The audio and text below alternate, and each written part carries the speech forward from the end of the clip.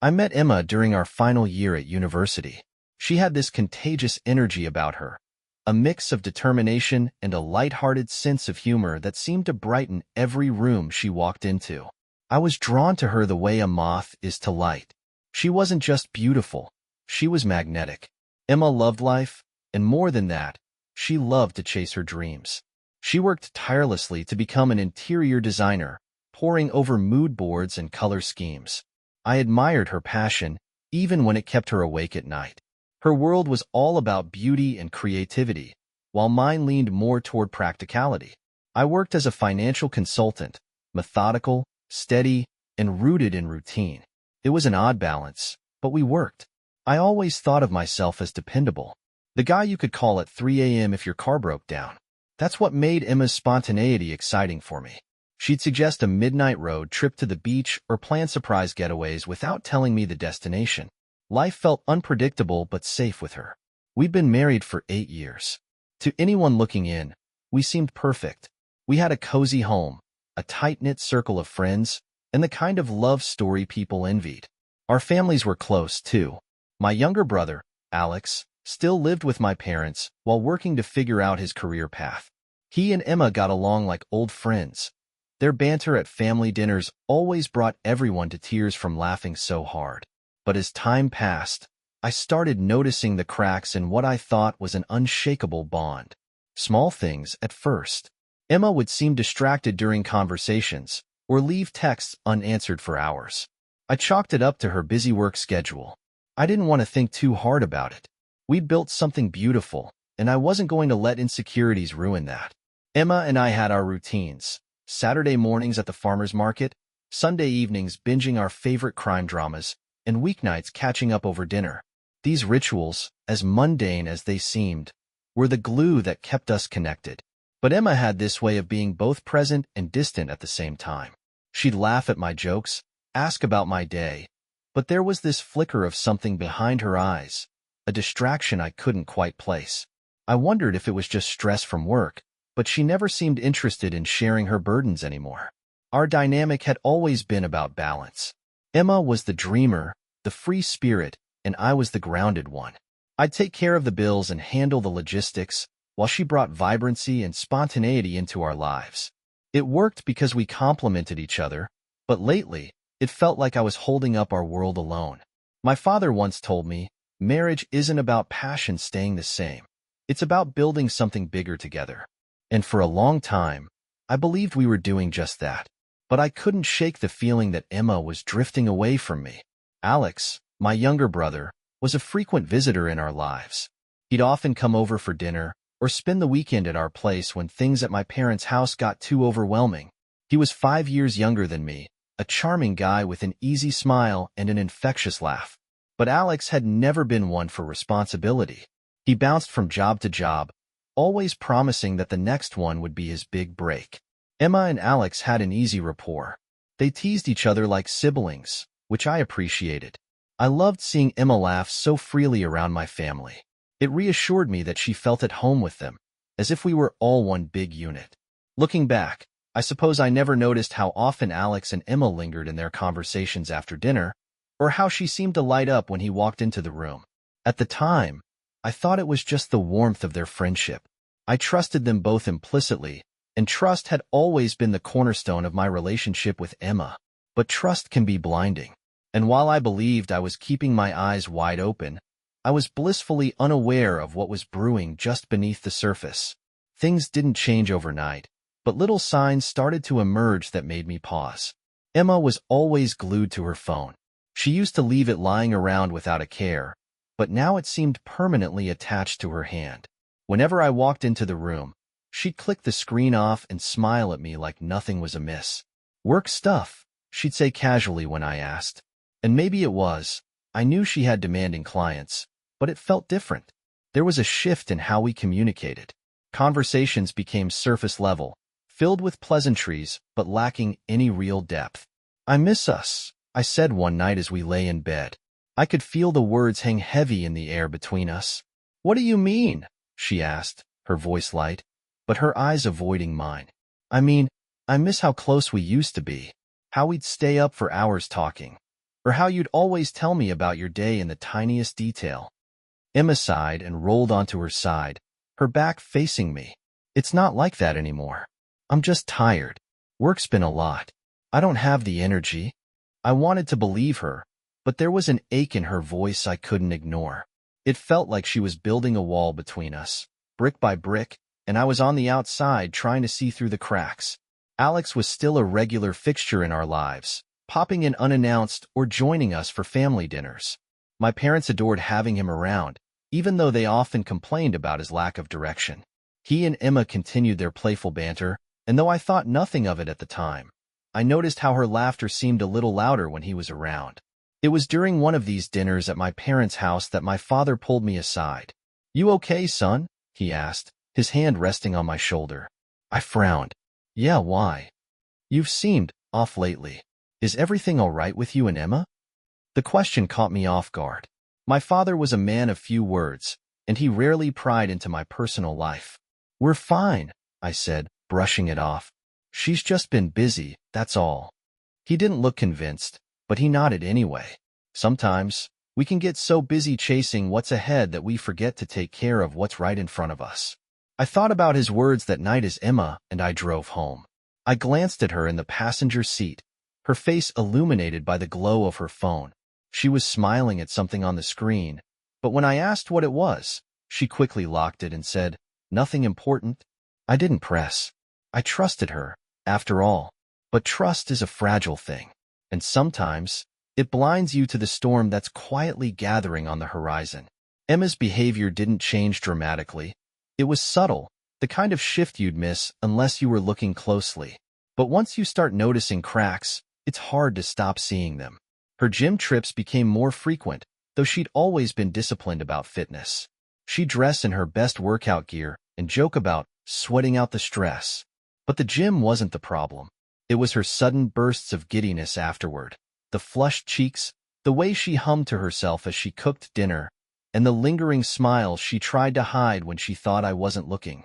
One evening, after she came home particularly late, I asked, "You're spending a lot more time at the gym these days. Everything okay?" She paused, caught off guard, then quickly recovered. "Yeah, just trying to keep up with the new yoga class schedule. It's been a nice escape, you know?" Escape. The word lingered in the air, heavy with implication.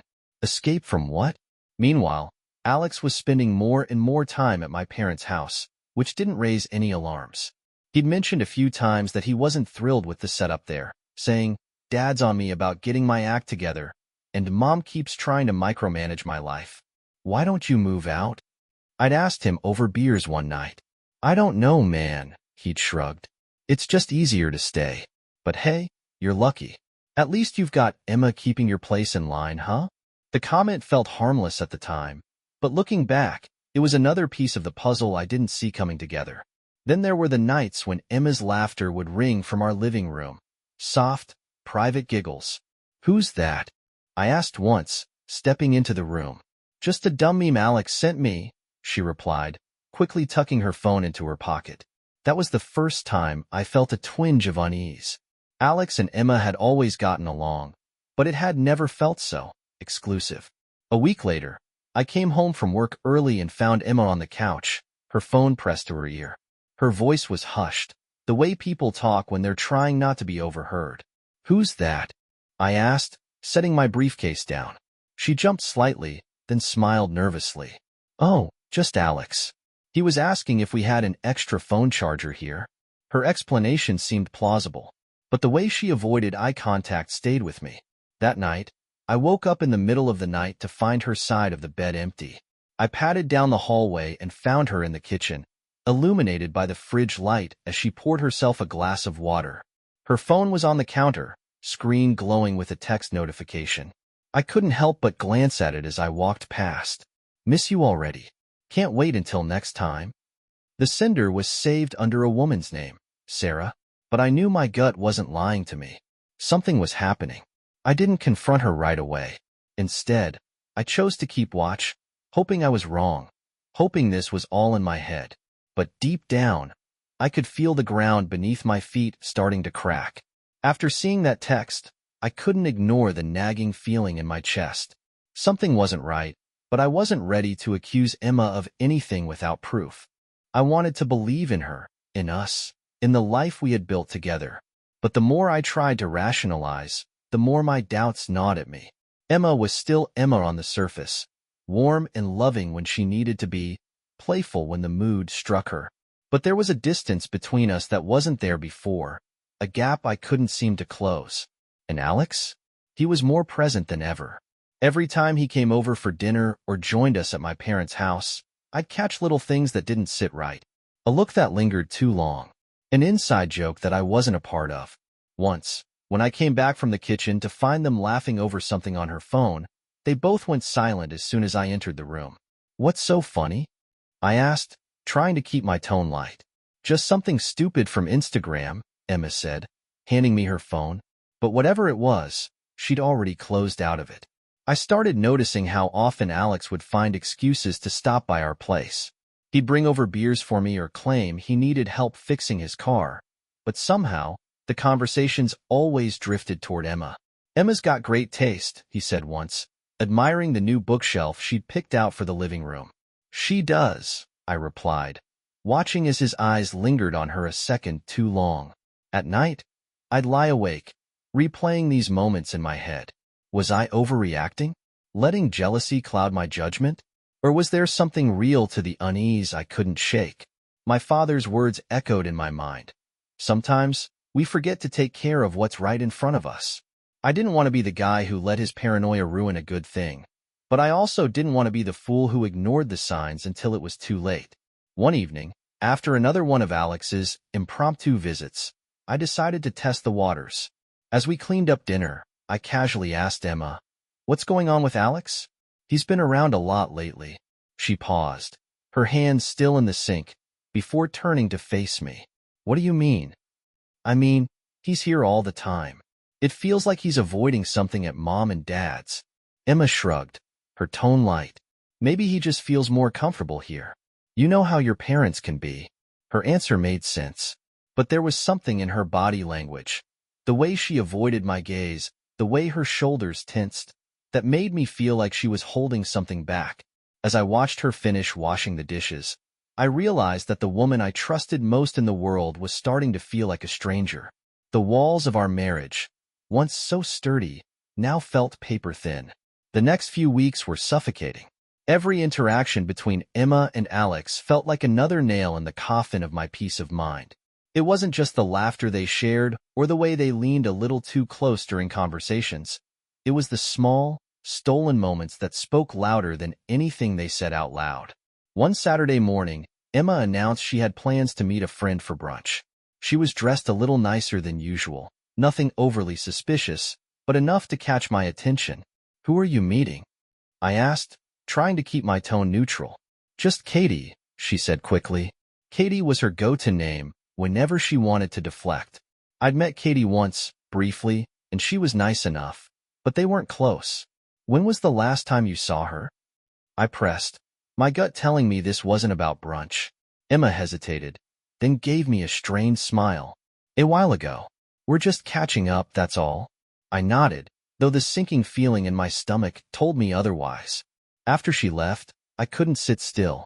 I tried to focus on the book I was reading, but every page blurred together. My mind was racing with questions. Was she really with Katie? Was I just being paranoid? I finally gave in and grabbed my keys. I didn't know what I was looking for, but I had to know. I drove aimlessly for a while before ending up near my parents' house. Alex's car was parked in the driveway, but something about it felt off. He wasn't usually home on Saturday mornings. He'd often brag about spending his weekends with friends or out networking at the local bar. Against my better judgment, I parked down the street and walked up to the house. My father's car wasn't in the driveway, and I knew my mother had mentioned being out for the day. The house was eerily quiet, and as I stood on the porch, I felt a pang of guilt for even being there.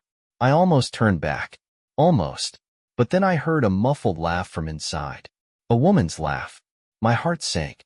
I stepped closer to the door, straining to hear. The sound of footsteps, another laugh, and then a voice. Emma's voice. My hands clenched into fists at my sides. Every instinct told me to burst through that door and confront them, but I stopped myself. I needed proof. I couldn't afford to act on suspicion alone. I walked back to my car, my mind reeling. If Emma was cheating on me, I needed to know for sure. I needed to see it with my own eyes. That night, Emma came home with a smile on her face, acting as if nothing had happened. She kissed me on the cheek and told me about her brunch with Katie. I nodded along, pretending to believe her, but my resolve was firm. I was going to find out the truth. The days that followed felt like a slow-motion unraveling of everything I thought I knew. I was caught in a web of doubt and denial, desperate for answers, but terrified of what I might find. Emma went about her days as if nothing had changed, but I couldn't shake the feeling that she was slipping further away from me. I started paying more attention to her behavior. The long showers after her yoga classes, the sudden need to step outside to take phone calls, and the way she always seemed to shield her phone from my view. It all felt calculated, like she was protecting something she didn't want me to see.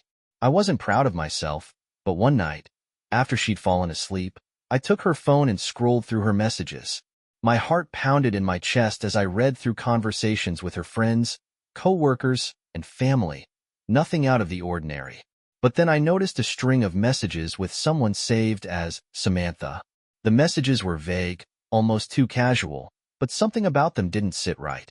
The timestamps matched the nights she'd been out late, and phrases like, "Can't wait to see you again," and "Thanks for making today special," made my stomach churn. I couldn't prove it, but I was certain Samantha wasn't who Emma claimed she was texting. I knew I needed help. I couldn't go on living in this fog of uncertainty. So, I reached out to my father. It was late, and I wasn't sure he'd answer, but he picked up on the second ring. "Everything okay, son?" he asked, his voice groggy but concerned. "Not really," I admitted.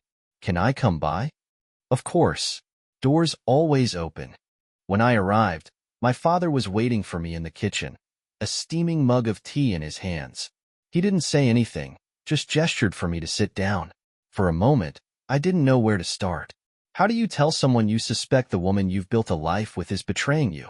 But my father, always patient, waited until I was ready. "I think something's going on with Emma," I finally said, my voice barely above a whisper. He frowned, setting his mug down. "What do you mean?" I couldn't bring myself to say it. "I think she's been seeing someone else." The words hung heavy in the air. My father didn't look surprised. If anything, he looked sad. "I've noticed she's been distant," he said carefully. "And the way she and Alex, well, sometimes it feels like they have their own little world." Hearing him say it out loud felt like a punch to the gut. "Do you think I'm crazy?" I asked, my voice breaking. "No," he said firmly. "But you need to know for sure. Don't jump to conclusions. Get proof. And when you do, you'll know what to do next." I nodded, feeling a mix of relief and dread. My father was right. I needed proof. And deep down, I knew exactly where to start looking. It was a Thursday afternoon when everything came crashing down. I'd decided to take the day off work, unable to focus on anything but the gnawing suspicion that something was happening behind my back. I couldn't take the guessing anymore. I needed answers. Emma had mentioned going to the gym after work, but something about her tone felt rehearsed, like she'd said it a dozen times before and knew I wouldn't question it. As soon as she left, I called my father. "She's gone," I said. "I need to know if Alex is at the house." There was a long pause on the other end of the line before my father finally spoke. "All right," he said. "I'll check." About an hour later, my phone buzzed with a text from him. "You might want to come over." My stomach sank. I didn't ask any questions, didn't even reply. I just grabbed my keys and drove straight to my parents' house. When I arrived, my father was waiting for me in the living room, his face etched with a mixture of anger and sorrow. "They're here," he said quietly. "Where?" I asked, though I already knew. "In Alex's room." The words hit me like a freight train. I clenched my fists, feeling my blood boil as I stared at the hallway that led to Alex's bedroom. "Wait," my father said, placing a hand on my shoulder. "Think about what you're going to do. Don't just storm in there." I nodded, though it felt like every nerve in my body was screaming for action. Slowly, I made my way down the hall, each step heavier than the last. When I reached Alex's door, I could hear muffled voices and laughter on the other side. I didn't bother knocking. The doors swung open, and there they were, Emma and Alex, tangled together on his bed, their faces frozen in shock as they turned to see me standing in the doorway. For a moment, the room was silent, save for the pounding of my heartbeat in my ears. Emma scrambled to cover herself with a blanket, her face pale and tear-streaked. Alex, on the other hand, just sat there, looking like a deer caught in headlights. "What the hell is this?" I demanded, my voice shaking with rage. Emma started stammering. "It's not what it looks like." "Don't," I snapped, cutting her off. "Don't you dare insult my intelligence." Alex finally found his voice, but it only made things worse. "Look, man, I didn't mean for this to happen." "Shut up," I said, glaring at him. "You didn't mean for this to happen? You didn't mean to betray me, your own brother?" I could feel my father standing behind me, his presence a silent reminder to keep my anger in check. But it was hard, so hard, not to lash out. "You're both out," I said finally, my voice cold and firm. "Emma, pack your things and get out of my house. Alex, you're no longer my brother. I don't want to see or hear from either of you again." Emma started crying, pleading with me to listen, to give her a chance to explain. But I was done. "You made your choice," I said, my voice breaking. "Now you'll live with the consequences." And with that, I turned and walked away, leaving them to face the wreckage of what they'd done. The drive home was a blur. My mind replayed the image of Emma and Alex over and over, each loop cutting deeper into my chest. I couldn't understand how the two people I trusted most had done this to me. When I got home, the silence was deafening. Emma's things were still everywhere. Her jacket on the back of the chair, her favorite mug on the counter. All of it suddenly felt foreign, as if it belonged to someone I didn't even know. I poured myself a drink, hoping to calm the storm raging inside me, but it did little to dull the anger and hurt. My phone buzzed repeatedly with texts from Emma. Apologies, explanations, pleas for forgiveness. They all felt meaningless now. I didn't respond. I couldn't. Later that night, I got a call from my father. "Emma left Alex's things in the driveway," he said quietly. "She's gone." "Good," I muttered, though it didn't feel good. It felt hollow. The next morning, I met with a lawyer. I wanted everything to be as clean and quick as possible. No drawn-out battles, no chance for reconciliation. I filed for divorce and told the lawyer I wanted her out of my house immediately. Emma came by that evening to pick up her things. I stayed upstairs in the bedroom, not wanting to see her, not wanting to hear her excuses. From the window, I watched her load her car, her shoulders slumped, her face hidden behind sunglasses. When she drove away, I felt a strange mix of relief and devastation. It was over. The life we'd built together, the future I'd envisioned, it was all gone. As for Alex, I didn't hear from him directly. My father told me he'd packed up his things and left their house. Apparently, he tried to apologize, but my parents were just as furious as I was. "I don't know what he was thinking," my father said when we talked. "He's always been selfish, but this is something else." I nodded, but I didn't feel the need to dwell on Alex anymore. He wasn't my brother anymore, not after what he'd done. Over the next few weeks, I focused on putting my life back together. I changed the locks on the house, boxed up everything that reminded me of Emma, and leaned on my friends and family for support. The nights were the hardest.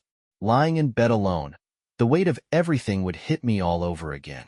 I'd stare at the ceiling, wondering how I hadn't seen the signs sooner, how I'd let things get to this point. But slowly, I started to rebuild. Emma sent a few more texts, asking for forgiveness, telling me she'd made a mistake, that she wanted to fix things. I blocked her number. There was nothing left to fix. Alex didn't try to reach out, and for that, I was grateful. I didn't know what I would have done if he had. Weeks turned into months, and slowly, the raw pain began to dull. It wasn't gone. It would never truly be gone, but it stopped consuming me the way it had in those first few days. The divorce process was quick. Thanks to the prenup I insisted on before our marriage, Emma had no claim to the house or my savings. She didn't fight me on anything. When the papers were finalized, I felt an odd mix of liberation and grief. Our marriage had officially ended, but so had any lingering sense of hope I might have had for reconciliation. My focus shifted to myself. For years, I had poured everything into building a life with Emma, neglecting my own needs and desires. Now, for the first time in a long time, I had the freedom to figure out what I wanted, not as part of a couple, but as an individual. I took up running again, something I'd abandoned when life got busy. It became my therapy, a way to work through the anger and sadness that still bubbled beneath the surface. I found new routes every week, pushing myself harder, faster, until the ache in my legs drowned out the ache in my heart. I also reached out to old friends I'd lost touch with over the years. I hadn't realized how much I'd isolated myself in my marriage, how much of my identity had been tied to being Emma's husband.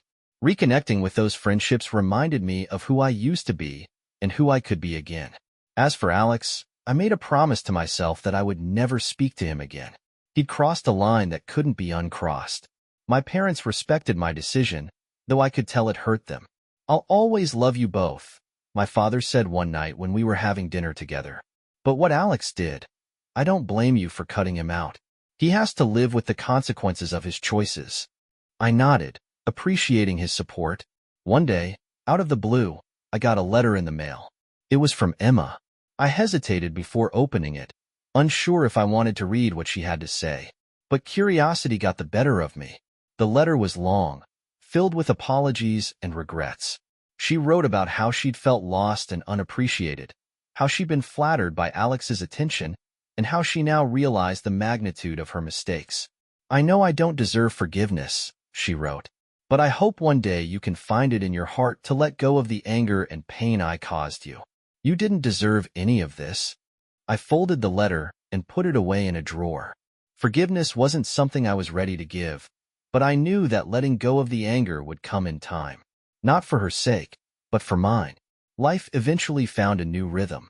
The house, once filled with memories of Emma, became my own again. I redecorated, rearranged furniture, and planted a garden in the backyard.